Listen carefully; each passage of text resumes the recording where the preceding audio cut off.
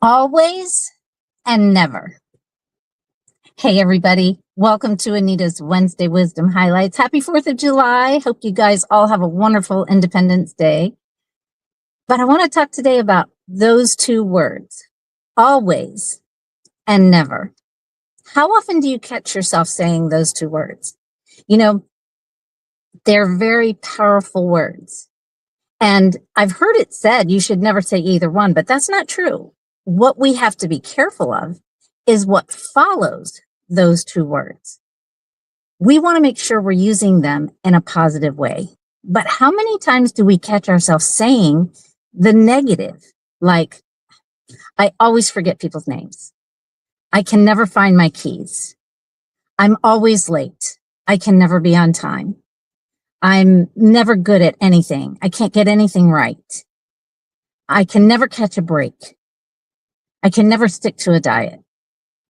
How many times do we say the negative and the always and the never in a negative way? You see, those two words are very powerful because what we say is what we create. This is how our brains work. What we tell our brains the most is what we believe, is what we do, is what we create. We're creative beings. And so when we say, I can never catch a break, guess what?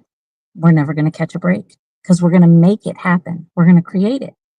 So what we want to make sure when you catch yourself saying always or never, when you catch yourself saying that word, ask yourself what comes after it, make it a positive. Instead of saying, I'm always late, say, I'm always on time. I'm never late. I'm always right where I need to be when I need to be there.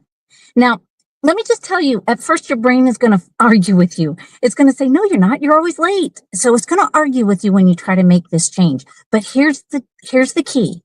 Keep doing it. Because the more you tell your brain the positive, the more your brain will create the positive, the more it will happen.